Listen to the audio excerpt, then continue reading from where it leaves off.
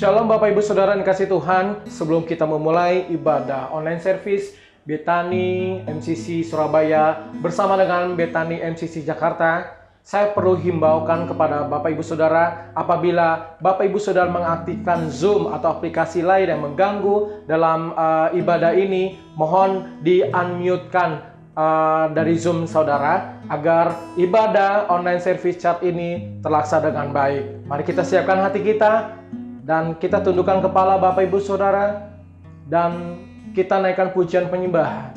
Sama-sama di dalam hadirat Tuhan kita berdoa. Betapa hati kami melimpah dengan ucapan syukur Tuhan. Engkau baik bagi setiap kami, Engkau memelihara kami, baik di Jakarta dan Surabaya, dimanapun kami berada pada saat ini. Mungkin kami sedang di dalam rumah ataupun dalam perjalanan, Engkau memberkati setiap kami, seperti pada waktu kami diberkati Tuhan. Biarlah hadirat-Mu mencengkeram hidup kami pada saat ini, karena kami butuh Engkau Tuhan Yesus. Berkatilah setiap umat-Mu dimanapun mereka berada, dan hanya nama Yesus saja dimuliakan, dan Engkau bertata di atas segala pujian umat-Mu Tuhan. Hanya di dalam nama Tuhan Yesus Kristus kami siap untuk memuji dan menyembah Engkau di dalam roda kebenaran. Setiap kita sama-sama katakan saudara, amin. Kita beri tepuk tangan yang meriah buat Tuhan Yesus. Mari kita siapkan hati kita Bapak Ibu Saudara. Satu hal yang saya mau katakan, bahwa dalam masa pandemi corona ini kita diberkati dengan luar biasa, amin. Kita aman dalam lindungan Tuhan, dan kita mengingat kasih Tuhan bahwa kita harus menjaga kesehatan kita di antara sesama kita, di antara keluarga kita, dimanapun kita berada. Bapak Ibu Saudara, berkat kemurahan-Mu terus terjadi dalam kehidupan kita semua. Mari sama-sama saya undang jemaat Tuhan, kita nyanyikan.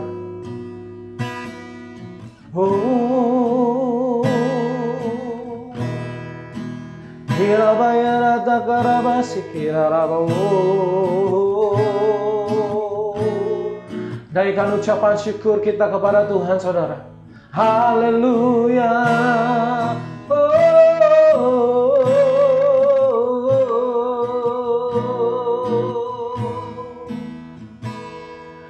Kau hiasi kehidupanku dengan kemurahan-Mu.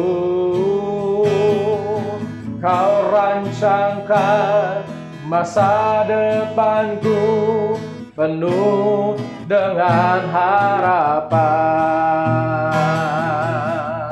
Sama-sama angkat tanganmu saudara. Aku ada hari ini, semuanya karena kasih-Mu.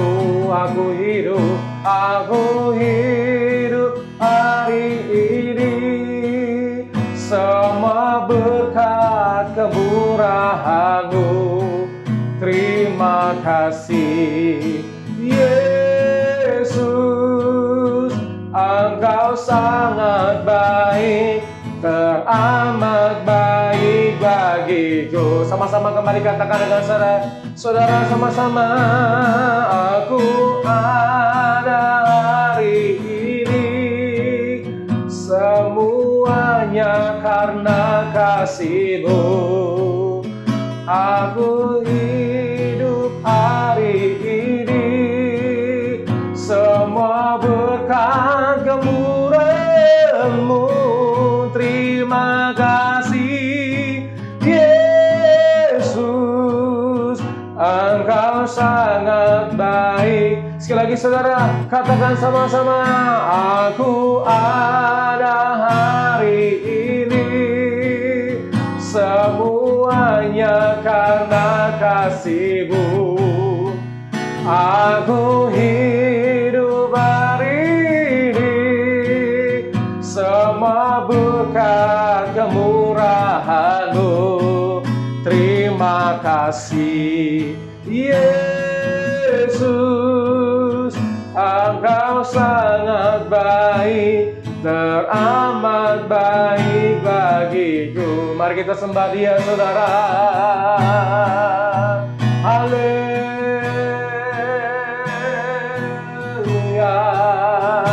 Terima kasih Tuhan. Haleluya.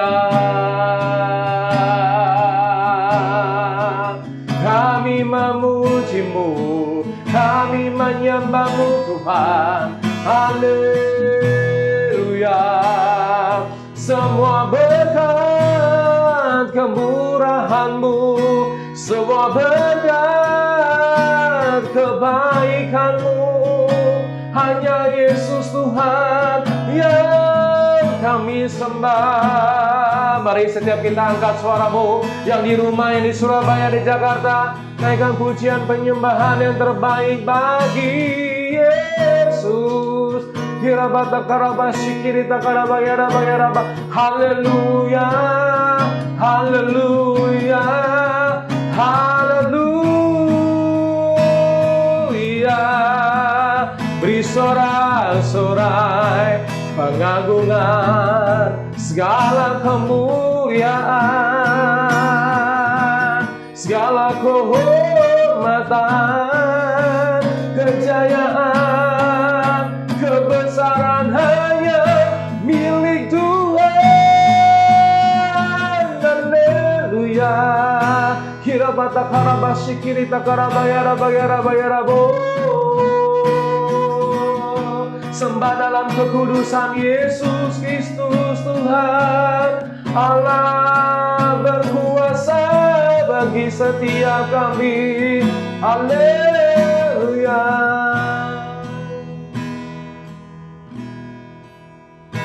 Aku ada ini semuanya karena kasih-Mu.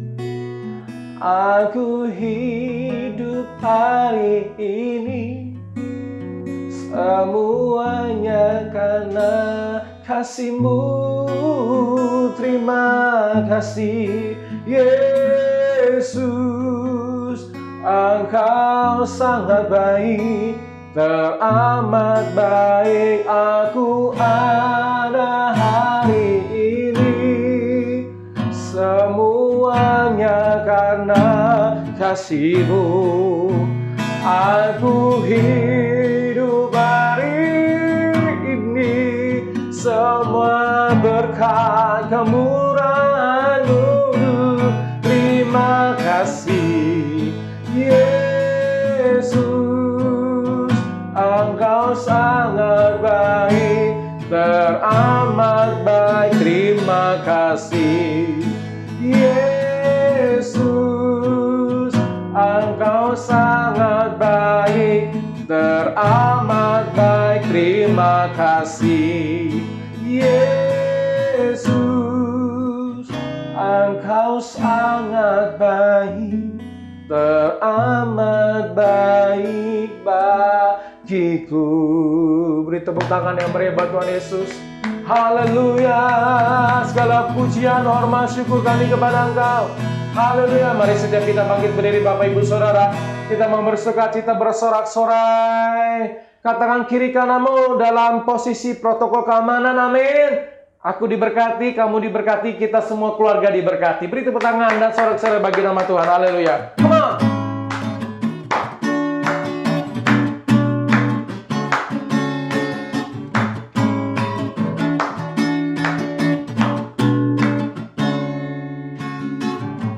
Kasih setiamu nyata bagimu,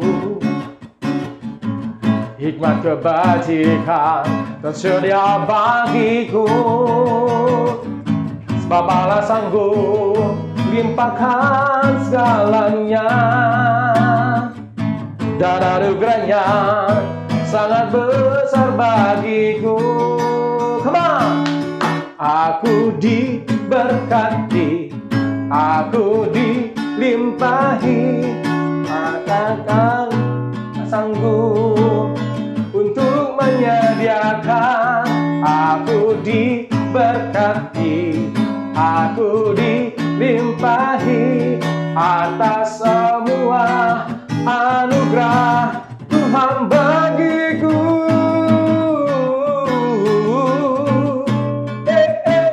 Yeah, come on, sing haleluya.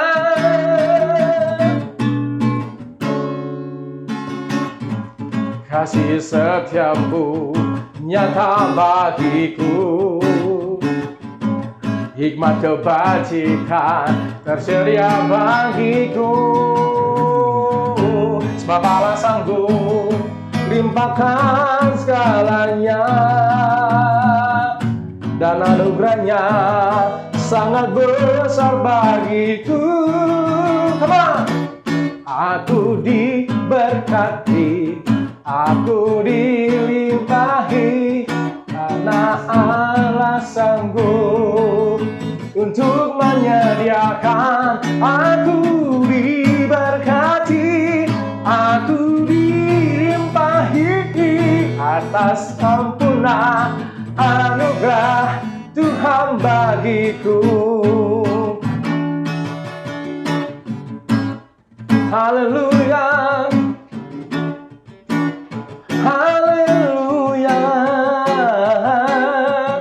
Katakan sama-sama dengan saya, sebab Allah sanggup. Come on. Sebab Allah sanggup limpahkan segalanya, dan anugerahnya sangat besar bagiku. Sebab Allah sanggup, sebab Allah sanggup limpahkan segalanya, dan anugerahnya sangat besar bagiku. Come on. Aku diberkati, aku dilimpahi, karena Allah sanggup untuk menyediakan. Aku diberkati, aku dilimpahi atas sempurna anugerah Tuhan bagiku. Come on, sama-sama katakan. Aku diberkati, aku dilimpahi, karena Allah sanggup untuk menyediakan. Aku diberkati, aku dilimpahi atas sempurna anugerah Tuhan bagiku. Atas sempurna anugerah Tuhan bagiku.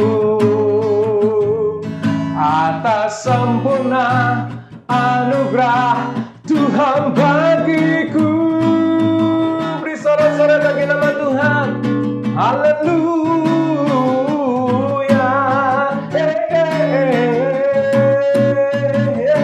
Beri sorak-sorai bagi nama Tuhan. Haleluya. Katakan haleluya, haleluya, haleluya. Terima kasih Tuhan Yesus, jikalau kami sudah bersorak-sorai, terus kami bersukacita karena Engkau, dan kami siap untuk masuk dalam penyembahan kembali lagi Tuhan di hadirat-Mu. Biarlah setiap pujian penyembahan kami berkenan di hadapan Engkau dan menjadi dupa yang harum bagi setiap jemaat-Mu dimanapun mereka berada, di Surabaya, di rumah, di Jakarta, dimanapun mereka berada. Berkati setiap kami, berikan ketenangan, berikan kenyamanan bersama-sama dengan Engkau, menikmati musik pujian penyembahan di tempat ini. Karena salib-Mu Tuhan, karena darah Yesus sanggup mengubahkan segala sesuatu indah pada waktunya. Dan kami percaya di saat kami berserah, seperti salib-Mu Tuhan, di situ Engkau turun tangan bagi setiap kami. Dan kami percaya Engkau akan bertindak bagi setiap kami.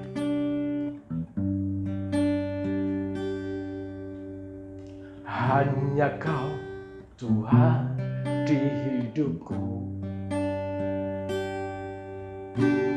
Kau berikan hidup yang baru.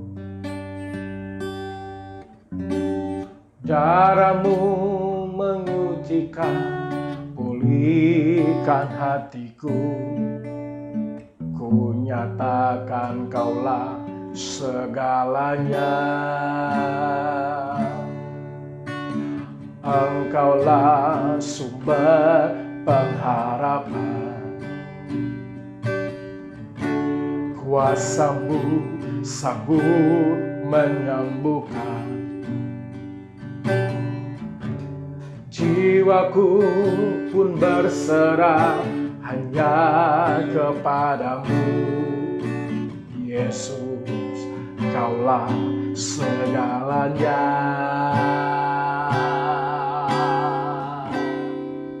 Karena salibmu ku hidup, karena salibmu ku menang. Engkau yang berkuasa, sanggup untuk melakukan mujizat-Mu di hidupku.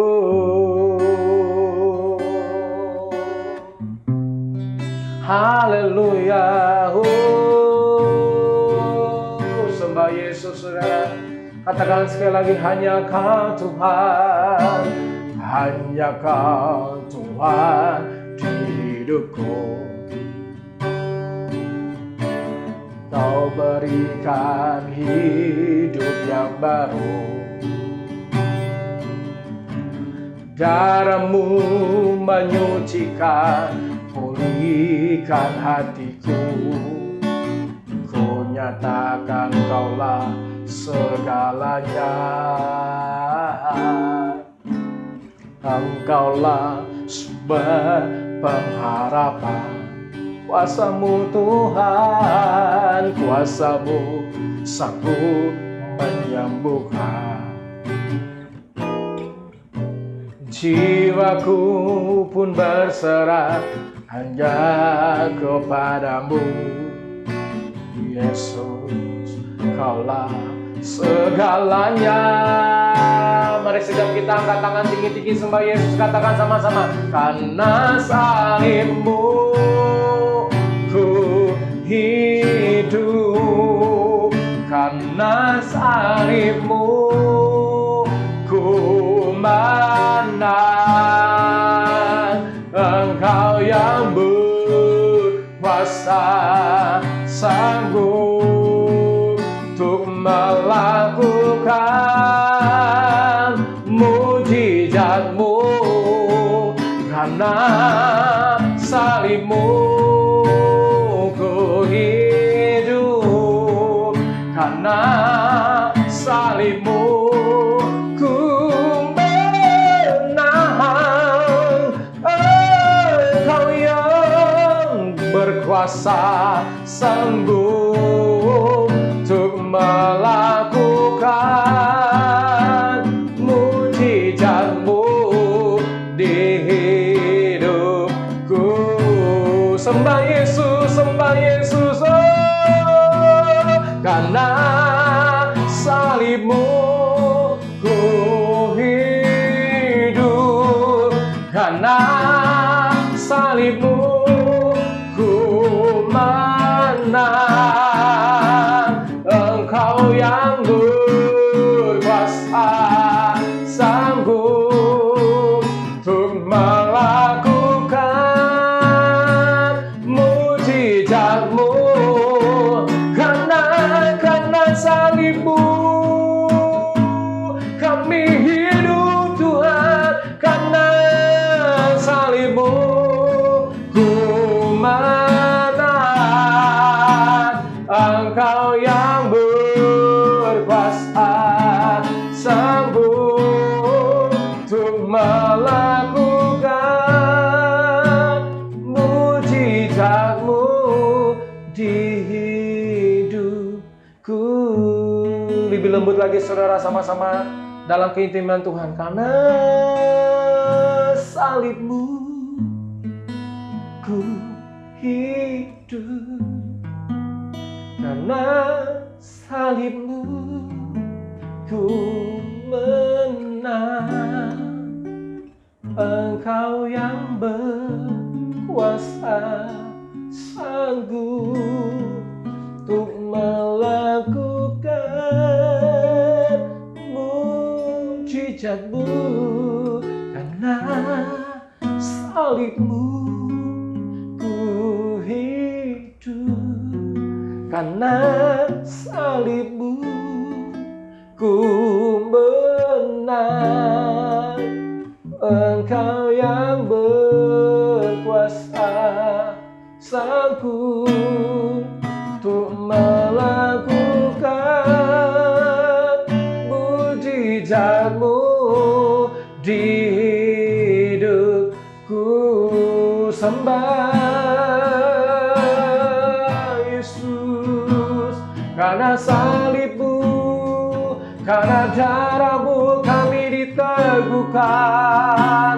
Karena salib-Mu kami dimerdekakan. Karena salib-Mu kami berkemenangan. Mari setiap jemaat Tuhan angkat suaramu. Mari Bapak Ibu Saudara bisa berbahasa roh, bermasmur yang baru. Bagi nama Tuhan dan nama Tuhan Yesus saja dimuliakan. Ada suatu terobosan demi terobosan ada dalam dirimu. Engkau mengalami mujizat Tuhan. Masih ada hingga akhir ini.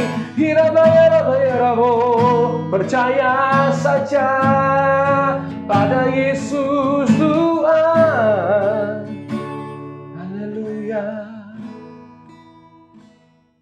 Baik, Shalom Bapak Ibu sekalian terkasih dalam Tuhan Yesus Kristus. Mari sebelum kita mendengarkan firman Tuhan, sebelum saya membagikan firman Tuhan, mari kita berdoa. Sekali kita satukan hati dalam doa. Bapa, kami ucap syukur Tuhan buat hari ini yang Tuhan berikan bagi kami. Tuhan, kami boleh beribadah kepada Tuhan di pagi hari ini. Sungguh kami ucap syukur Tuhan. Semua adalah anugerah-Mu, semua adalah kebaikan-Mu, kemurahan-Mu bagi kami.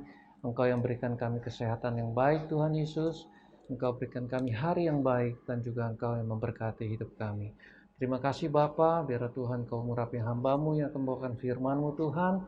Dan juga Tuhan Kau mengurapi Tuhan setiap jemaat-Mu yang mendengar firman-Mu Tuhan.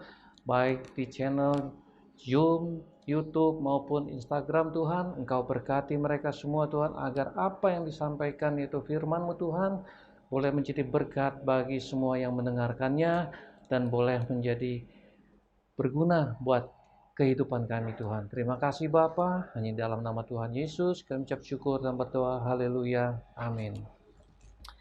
Bapak Ibu yang terkasih dalam Tuhan Yesus, hari ini saya ingin membagikan firman Tuhan kepada Bapak Ibu sekalian, yaitu mari kita akan lihat di dalam Matius 11 ayat 2 dan 3.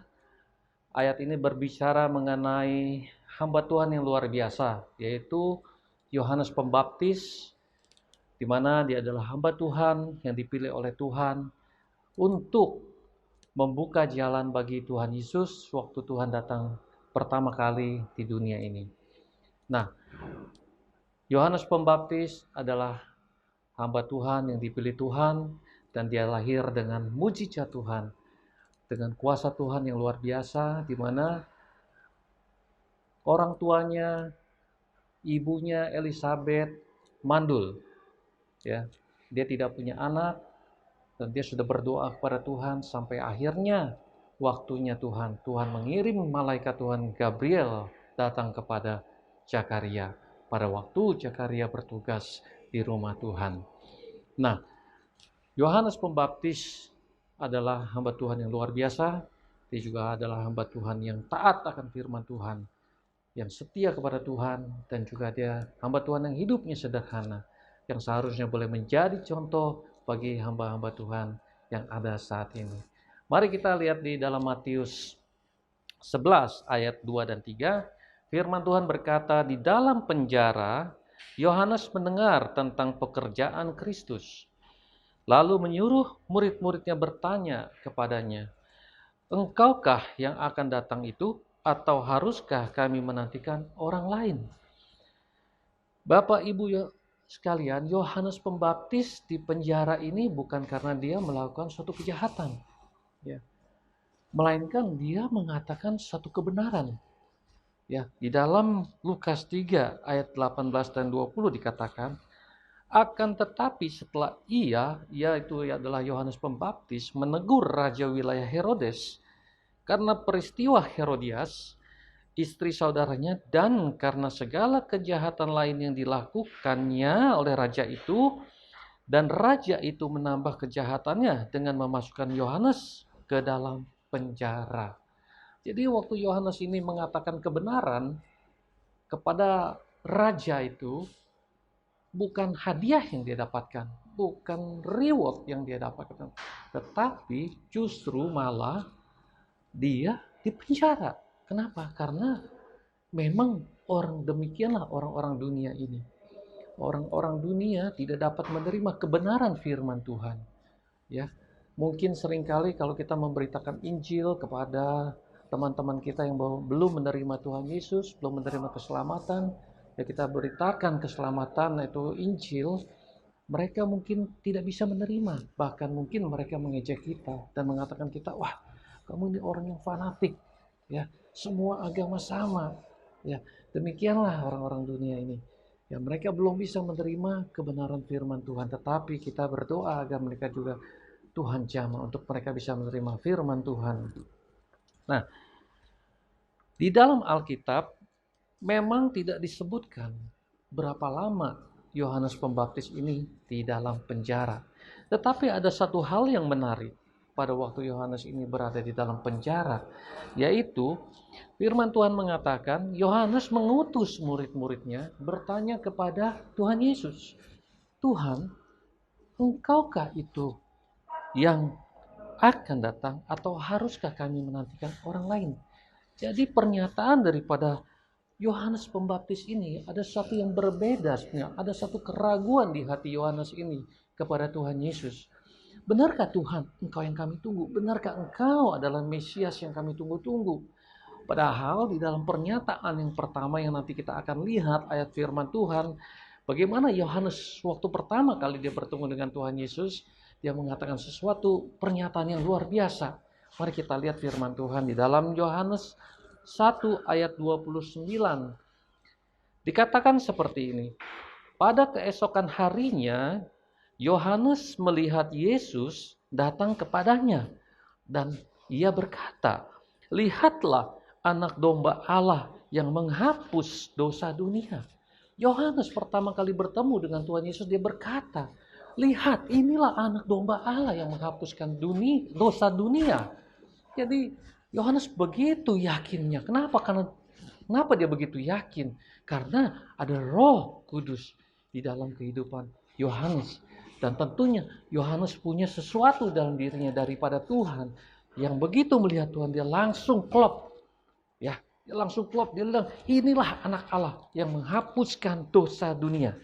Nah, dialah yang kumaksud, kata Yohanes, ketika kukatakan kemudian daripadaku akan datang seorang yang telah mendahului aku. Sebab dia, artinya Yesus, telah ada sebelum aku, kata Yohanes. Dan aku sendiri pun mula-mula tidak mengenal dia. Tetapi untuk itulah aku datang dan membaptis dengan air, supaya ia, yaitu Tuhan Yesus, dinyatakan kepada Israel.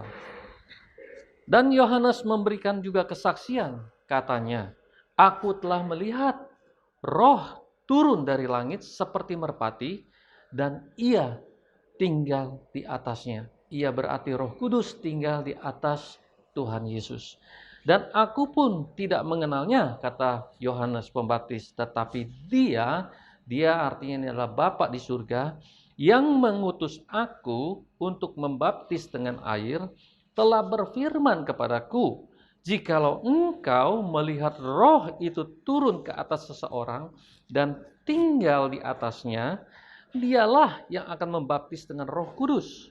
Dan aku, kata Yohanes, telah melihatnya dan memberi kesaksian, ia inilah anak Allah. Ia berarti bahwa Tuhan Yesus adalah anak Allah. Demikianlah pernyataan dari Yohanes Pembaptis pada waktu dia bertemu dengan Tuhan Yesus. Dia begitu percaya, dia punya iman yang kuat bahwa memang Tuhan Yesus adalah anak Allah, dan dia bahkan telah melihat bagaimana Roh Kudus turun atas Tuhan Yesus. Tetapi kalau kita melihat pernyataan daripada Yohanes yang dia mengutus murid-muridnya datang kepada Tuhan Yesus, dan bagaimana sepertinya Yohanes menjadi ragu di hatinya, imannya menjadi ragu. Kita akan lihat mengapa Yohanes bisa terjadi seperti itu. Jawabannya adalah, yang pertama kita akan lihat di dalam penjara. Ya, katakan di dalam penjara Yohanes mendengar pekerjaan Tuhan. Di dalam penjara adalah kuncinya. Ya, penjara ini berbicara mengenai keadaan yang sulit, keadaan yang susah. Penjara ini berbicara mengenai penderitaan. Penjara ini berbicara mengenai ketakutan. Penjara ini berbicara mengenai tidak ada harapan. Penjara berbicara mengenai kesepian, jauh dari keluarga, jauh dari kerabat ya. Penjara juga berbicara mengenai kemiskinan karena tidak ada orang yang pada zaman dahulu penjara itu tidak seperti sekarang ya. Penjaranya mungkin sekarang lebih enak gitu ya. Penjara pada zaman dahulu ya seperti satu goa aja gitu ya. Mungkin hanya dilengkapi dengan satu lampu kecil gitu ya. Tentunya penjara zaman dahulu sangat tidak enak ya. Nah, penjara juga berbicara mengenai kebimbangan. Artinya keputusasaan, tidak tahu apa yang akan terjadi untuk masa depannya, untuk hari-hari yang akan datang. Di dalam penjara, Yohanes mengalami saat-saat yang sulit seperti ini. Dia mengalami keadaan yang sulit, dia mengalami penderitaan, dia mengalami kesepian, dan bahkan dia juga mengalami ketakutan. Di dalam penjara ini Yohanes juga putus asa. Dalam penjara dia berharap kepada Tuhan. Dia percaya bahwa Yesus adalah anak Allah dan dia berharap akan pertolongan Tuhan. Saya percaya Yohanes berharap Tuhan datang menolongnya, bahkan membebaskan dia dari penjara. Tetapi apa yang terjadi setelah beberapa lama di dalam penjara? Tuhan Yesus tidak pernah hadir, tidak pernah datang ke dalam penjara itu, dan bahkan tidak pernah membawa dia keluar dari penjara ini. Dan apa yang terjadi dengan Yohanes sehingga Yohanes menjadi ragu, benarkah Tuhan Yesus itu adalah Allah, anak Allah yang aku tunggu-tunggu, yang mana aku harus berjalan di depannya untuk membuka jalan bagi Tuhan Yesus. Sehingga akhirnya dia mengutus daripada murid-muridnya untuk datang kepada Tuhan Yesus. Nah, apa yang dialami oleh Yohanes ini kerap kali juga terjadi dengan kita anak-anak Tuhan. Ya, banyak kita harus mengalami juga Tuhan izinkan masalah-masalah yang terjadi dalam hidup kita. Masalah-masalah itu entah itu masalah keluarga, entah itu masalah keuangan, entah itu masalah kesehatan, ya, entah itu masalah pekerjaan atau usaha. Bapak Ibu sekalian terkasih dalam Tuhan Yesus Kristus, Tuhan izinkan penjara-penjara itu juga datang dalam kehidupan kita. Untuk apa? Penjara ini berbicara masalah, ya. Tuhan seringkali mengizinkan masalah terjadi untuk kita adalah untuk pertama untuk menguji kita. Yang kedua mungkin untuk mengingatkan kita kalau kita ada melakukan suatu kesalahan-kesalahan. Penjara juga untuk melihat apakah kita sudah benar-benar melakukan firman Tuhan. Seperti yang Tuhan katakan dalam satu perumpamaan, apabila kamu mendengar perkataanku dan melakukannya, maka apabila datang hujan dan badai yang banjir menerpa, maka orang itu seperti orang yang membangun rumahnya di atas batu. Maka hujan, banjir, badai itu tidak dapat merubuhkan rumah itu. Ya, nah sama itu adalah berbicara mengenai apa? Hujan dan badai berbicara mengenai persoalan-persoalan yang mungkin datang dalam kehidupan kita anak-anak Tuhan. Ya, walaupun kita sudah melakukan firman Tuhan, walaupun kita sudah taatkan firman Tuhan, walaupun kita sudah melayani Tuhan, sama seperti Yohanes, dia sudah taat akan firman Tuhan, sudah melayani Tuhan, tetapi justru waktu dia melakukan kebenaran, atau justru waktu kita melakukan kebenaran, badai itu bisa aja datang dalam kehidupan kita, anak-anak Tuhan. Masalah-masalah itu begitu banyak di dalam kehidupan ini ya. Saya sering juga melihat dan juga bahkan ada teman saya berikan contoh, ada satu teman saya, dia seorang istri yang baik juga, tetapi dalam kehidupannya dia juga mengalami masalah dengan suaminya. Suaminya tidak mau bekerja, ya, sehingga yang mencari nafkah adalah harus istrinya. Tetapi masalahnya bukan itu. Masalahnya adalah suaminya seorang yang sangat pencemburu. Jadi walaupun istrinya harus bekerja setiap hari, dia harus menelpon, menghubungi istrinya, di mana kamu, dan itu tentu sangat mengganggu sekali istrinya dalam bekerja. Bahkan pada waktu pulang dia harus mengecek handphone istrinya, apakah ada pria lain yang me-WA ataupun memessage istrinya dengan kata-kata mungkin merayu atau apa, itu pasti dia akan cek. Tetapi sampai akhirnya istrinya pun juga dia tidak tahan lagi. Akhirnya mereka terus ribut setiap hari dan itu pun merupakan penjara. Kenapa saya katakan itu merupakan penjara? Karena setiap hari mereka harus ribut dan itu seperti di dalam keluarga itu sesuatu yang tidak ada kebahagiaan, tidak tenang hidupnya gitu ya. Sehingga akhirnya istrinya tuh kalau malam dia baru mau pulang ke rumah, walaupun dia punya anak-anak yang sudah besar ya, tapi puji Tuhan anak-anak sudah besar, sudah bisa mengerti akan posisi daripada ayah ibunya ini. Nah, itu pun juga suatu penjara bagi dia. Nah, mungkin juga ada orang-orang yang mengalami masalah yang besar dengan keuangannya. Ada orang-orang yang saat ini, apalagi di dalam pandemik ini ya, COVID ini sangat meluluh lantakkan semua perekonomian. Bukan hanya terhadap individu, tetapi juga bahkan terhadap negara. COVID ini membuat hancur perekonomian. Nah, ada orang-orang juga yang hancur perekonomiannya, di mana usahanya juga hancur, usahanya juga bangkrut, tidak bisa lagi dia berusaha. Kenapa? Karena sekarang ini semua sudah terganggu, ekosistem ini semua sudah terganggu, Bapak Ibu sekalian. Nah, apa yang terjadi dengan dia adalah usahanya bangkrut, keuangannya hancur, ya, semua aset-asetnya dia harus jual dan bahkan dia sudah terlibat dengan hutang yang besar. Nah, ini menjadi masalah dalam kehidupannya dan keluarganya. Karena apa? Karena dia harus mengeluarkan dana fix setiap bulan untuk istrinya, untuk keluarganya, untuk anak-anaknya. Tapi dari mana semua ini dia bisa dapatkan? Karena apa? Karena sekarang ini kondisi masih belum bisa normal ya, bahkan kehidupan kita pun belum bisa normal. Kita ke depan keluar pun ketemu orang harus kita menggunakan masker ya, kita harus menjaga jarak ya. Tidak bisa lagi kita hidupnya seperti dahulu gitu loh. Nah, ini merupakan masalah yang besar, ini merupakan suatu penjara bagi orang yang mengalaminya. Bapak Ibu terkasih dalam Tuhan Yesus Kristus, apa yang kita alami, semua masalah-masalah ini, baik juga apa yang Yohanes rasakan dan dia alami, bukan Tuhan tidak mau menolong. Ya mungkin kita sudah berbicara, kita berdoa kepada Tuhan, kita sudah berdoa kepada Tuhan. Tuhan, kita sudah melayani Tuhan. Kita sudah ikut Tuhan dengan sungguh-sungguh. Kita melakukan firman Tuhan. Tetapi Tuhan, kenapa Tuhan belum menolong? Ya, mungkin ini juga yang ada di dalam hatinya Yohanes. Ya, kenapa Tuhan kok belum tolong-tolong, belum membebaskan kita? Nah, ini yang sering kali kita juga alami waktu kita mengalami masalah.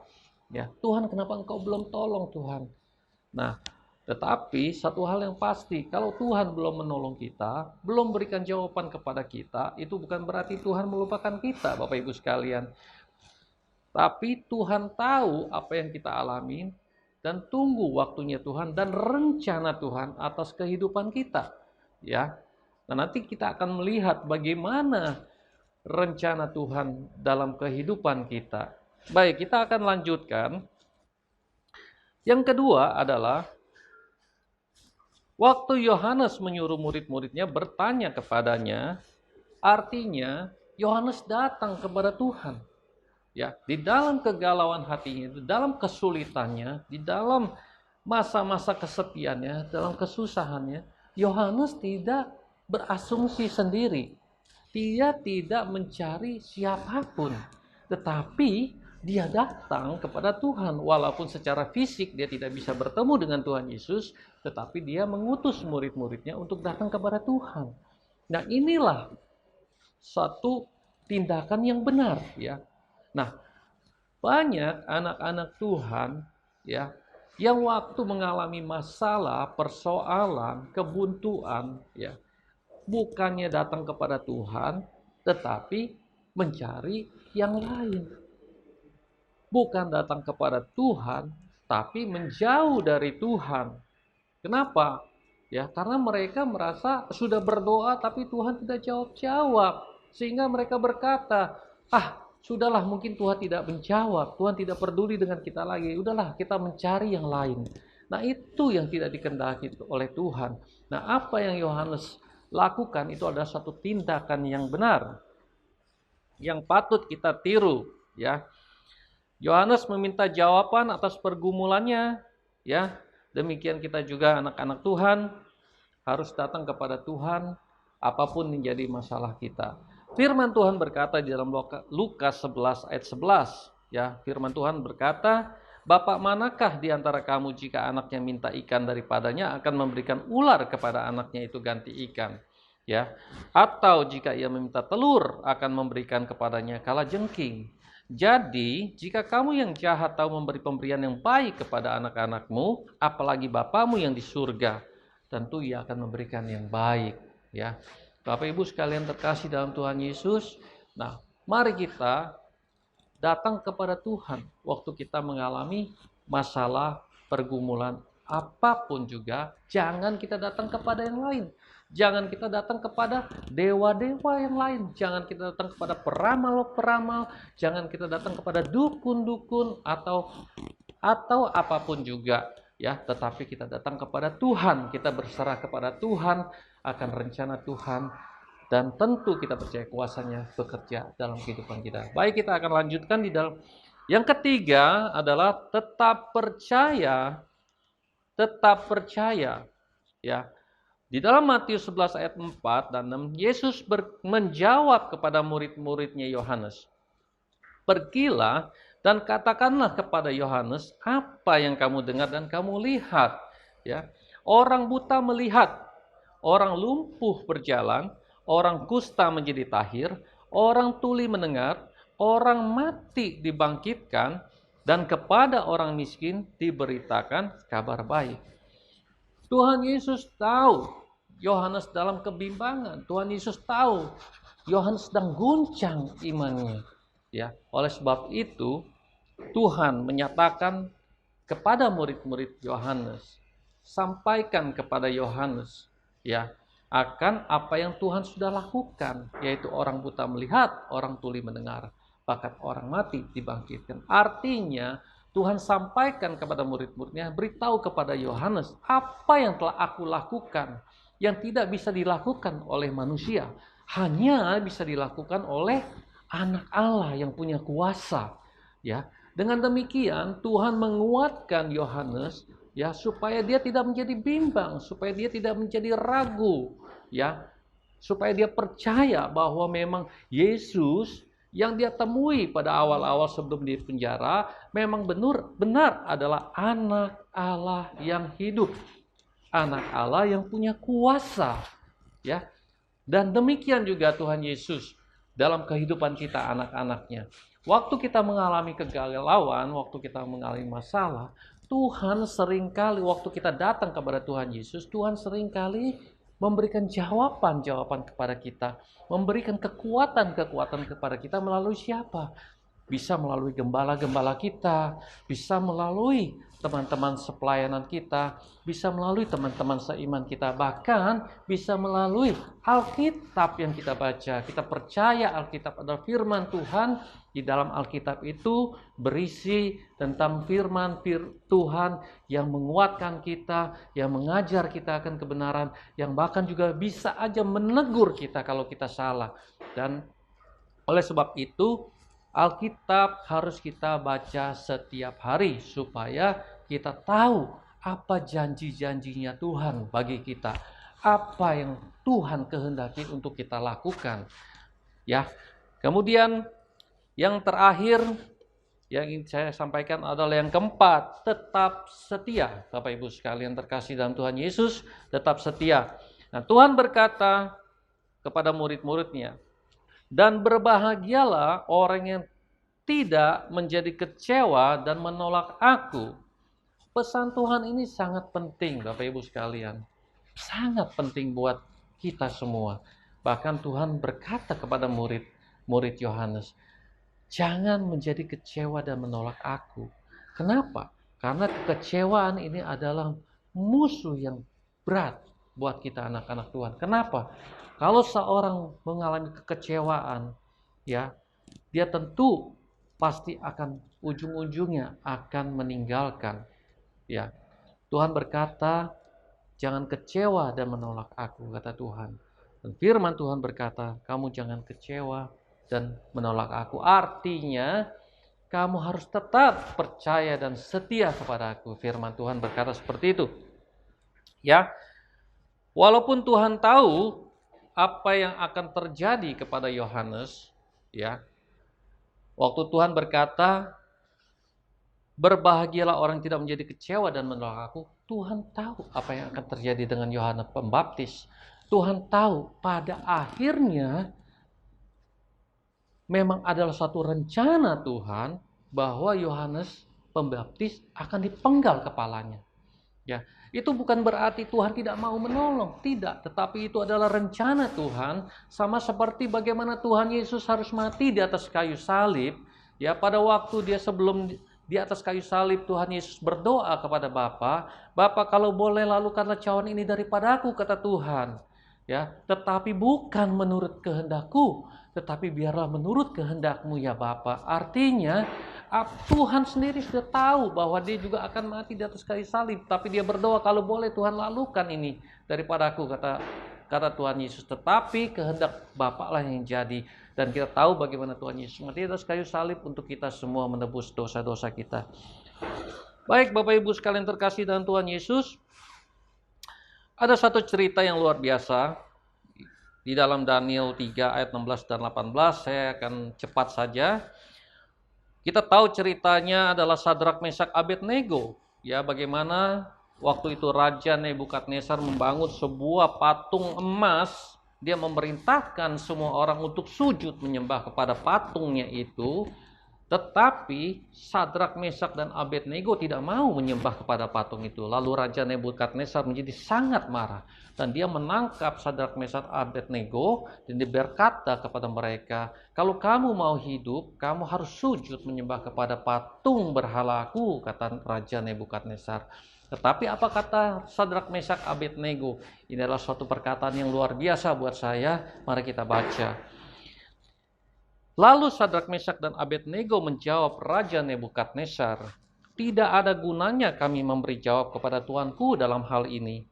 Jika Allah kami yang kami puja sanggup melepaskan kami, maka Ia akan melepaskan kami dari perapian yang menyala-nyala itu dan dari dalam tanganmu ya Raja.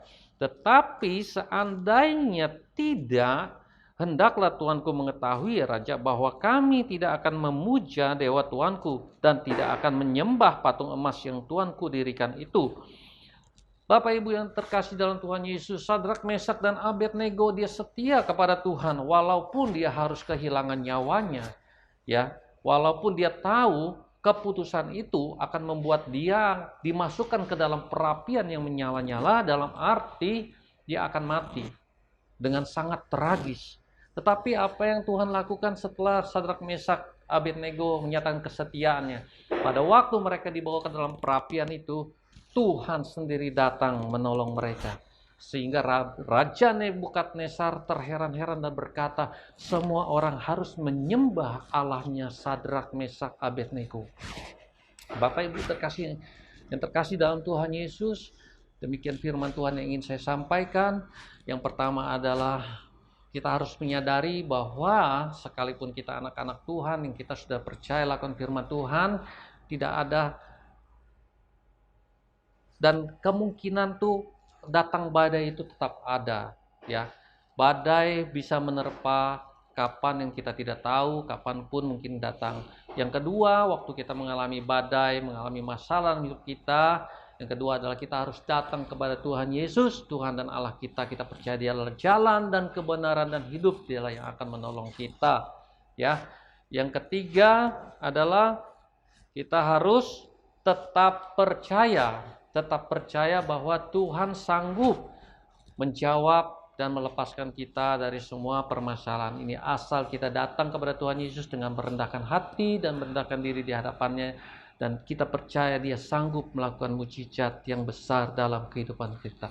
Dan yang terakhir, yang keempat adalah kita harus tetap setia. Apapun yang terjadi, sekalipun doa kita belum dijawab Tuhan, sekalipun masalah kita belum ada jalan keluarnya, sekalipun kita masih dalam keadaan yang tidak baik, kita harus tetap setia kepada Tuhan Yesus. Kita percaya waktunya Tuhan akan datang menolong kita, dan bahkan sekalipun Tuhan tidak menolong, kita percaya Tuhan punya rencana yang baik buat kita seperti apa yang terjadi dengan Yohanes ya, dan juga Tuhan Yesus. Terima kasih, semoga firman Tuhan yang saya sampaikan ini menjadi berkat buat Bapak Ibu sekalian dan juga tentunya untuk saya sendiri menjadi berkat bagi kita semua. Selamat hari Minggu, Tuhan Yesus memberkati. Haleluya, amin. Shalom, saudara yang kasih dalam Tuhan Yesus Kristus.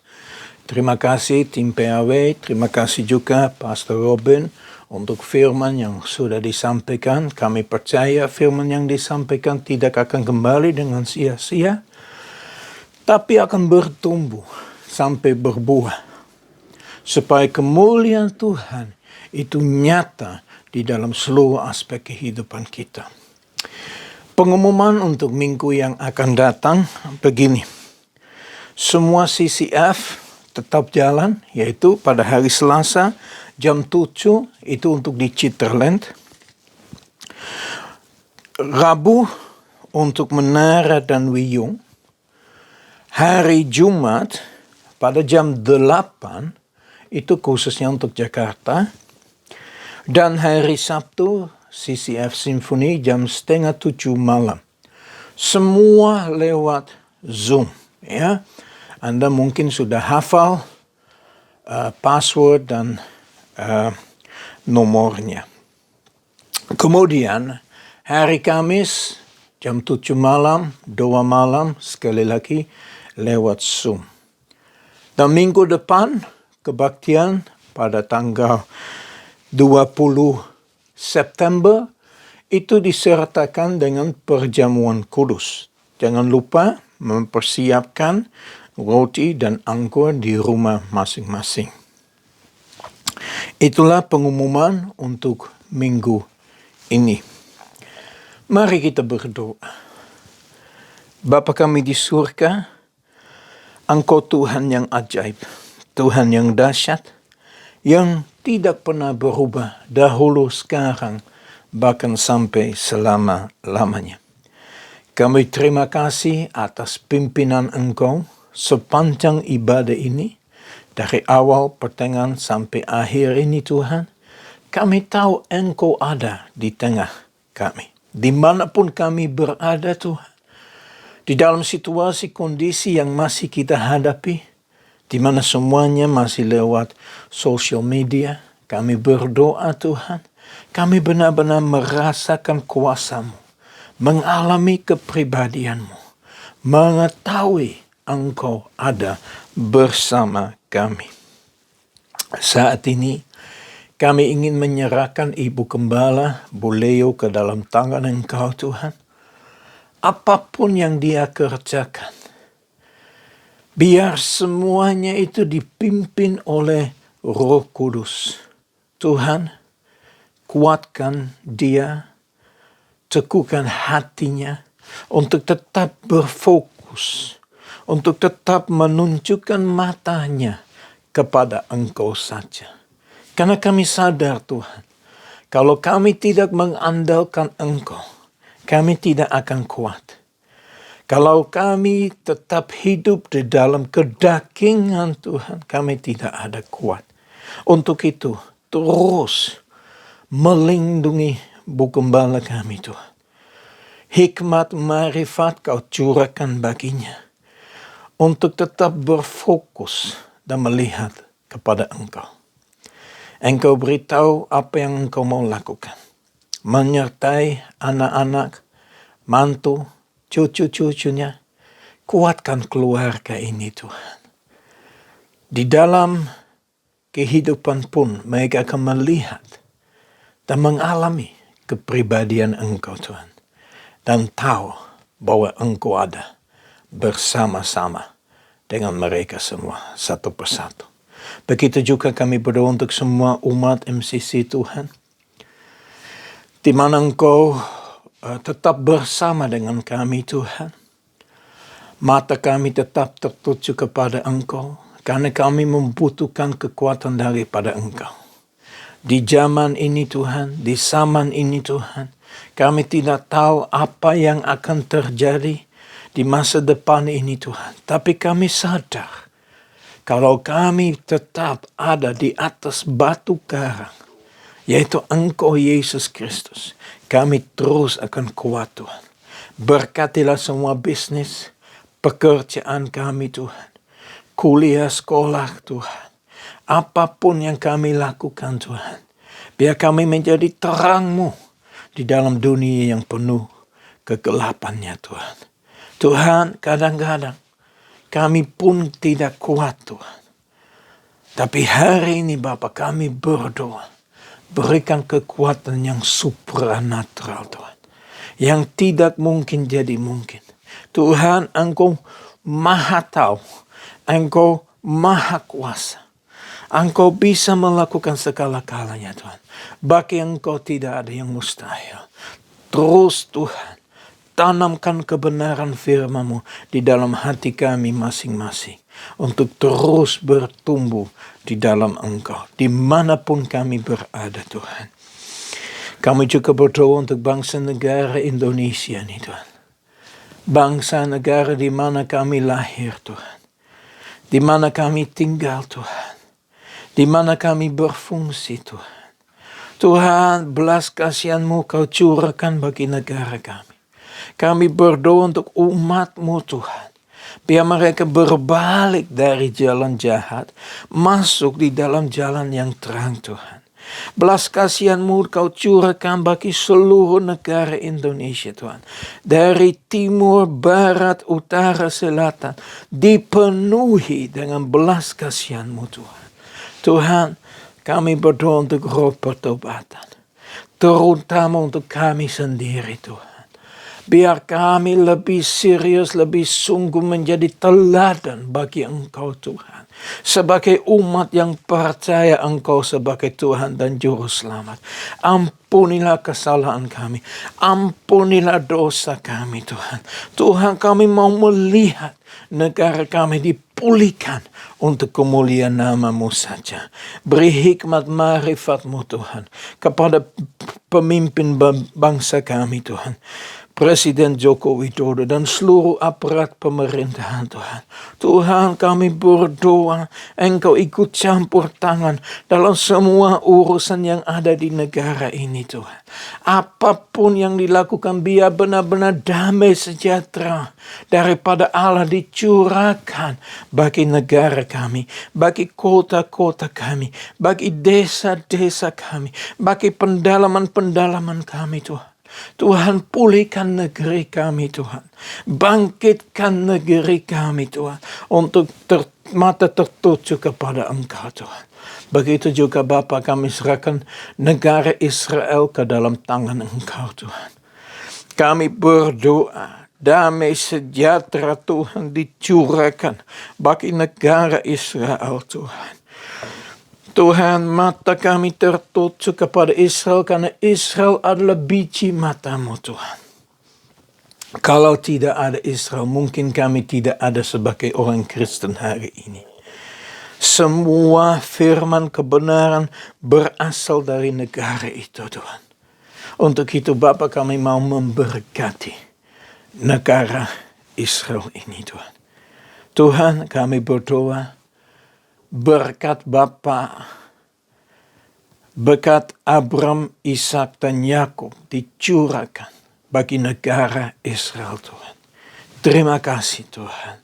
Kami percaya Engkau terus berkarya di dalam negara Israel itu. Terima kasih Bapa. Kami sungguh bersyukur kepada Engkau Tuhan. Kami sudah di akhir daripada kebaktian hari ini Tuhan.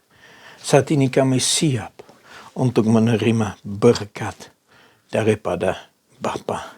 Mari kita bangkit berdiri. Mari kita mengangkat kedua tangan kita. Mata kita tertuju kepada Tuhan. Karena kami disadarkan. Dari situlah pertolongan kita. Dari situlah kekuatan kita. Dari situlah perlindungan kita. Tuhan memberkati engkau dan melindungi engkau. Tuhan menyingiri engkau dengan wajah-Nya dan memberi engkau kasih karunia. Tuhan menghadapkan wajah-Nya kepadamu dan memberi engkau damai sejahtera.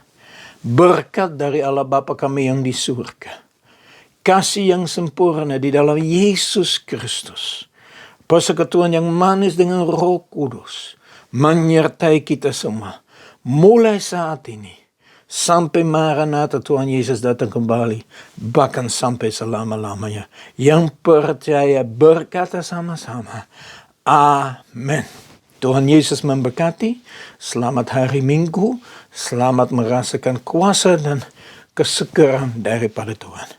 God bless you.